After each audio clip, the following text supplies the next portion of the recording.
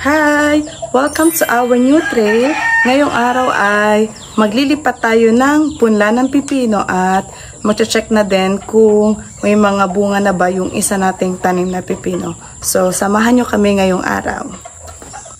Sibol. Anong lupa yan? Organic. Ano tong isa? Original. Topsoil. Tapos, itong isa? Organic nga. Organic. Ayun, may mga pataba. Okay. Maglilipat kami ng punlang pipino. Ayan. Pe-prep natin ang soil. Saan galing organic yung yan? Anong... Sa okbas. Sa okbas. Gagawin mo ng pipino. May bigay palang ganun ng okbas. Natin ang mga punla. Ang lalaki na. Hindi na yan punla. Hindi na nipula. Lalaki na, oh. Yung mga ililipat. Ilan lang ang ililipat nyo? O lahat na yan magkakasama?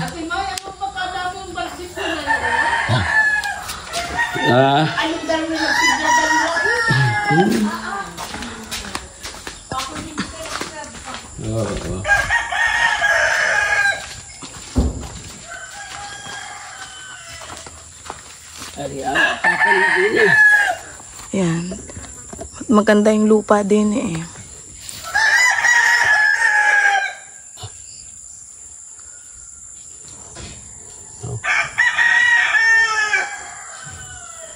Lahat mabuhay. Kaya nga. Pero nakapagtanim na naman kayo dyan nung nakaraan. Hindi lang. Sa sako pa ngayon eh. Lalagyan lang ng pataba. Organic na pataba.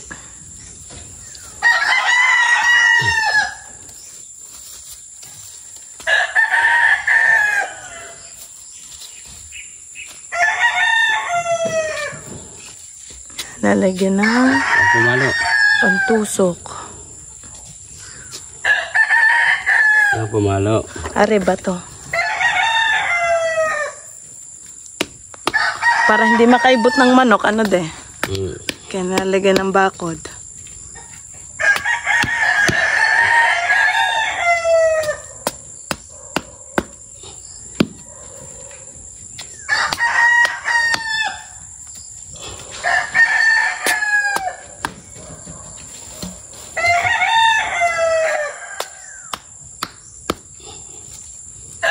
Kulang pa.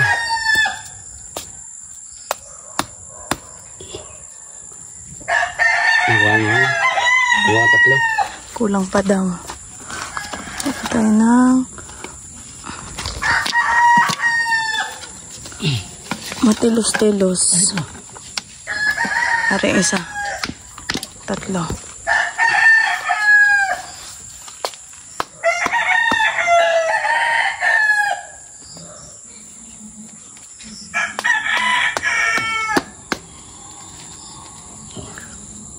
Masalikod. Di na naman sa kabila. Kasikip naman.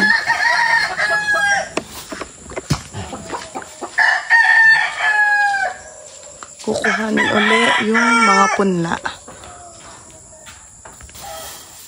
Same lang din ang gagawin sa lupa. Compost muna tapos yung topsoil.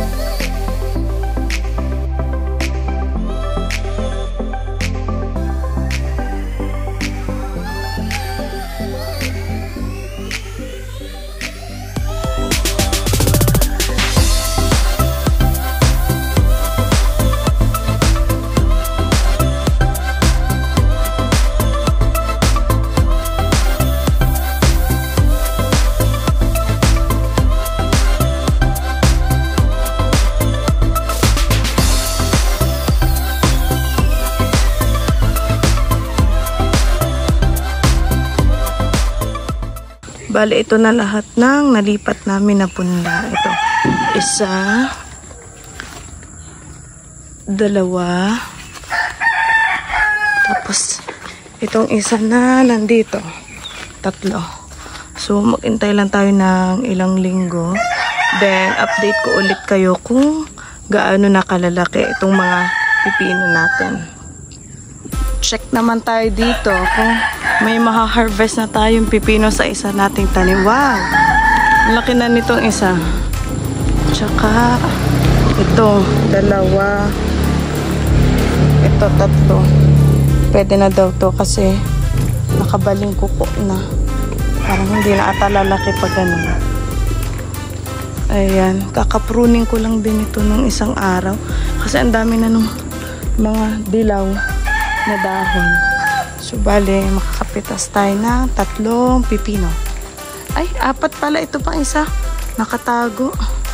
Ayan, kuha lang tayo ng gunting. Pitasin na natin.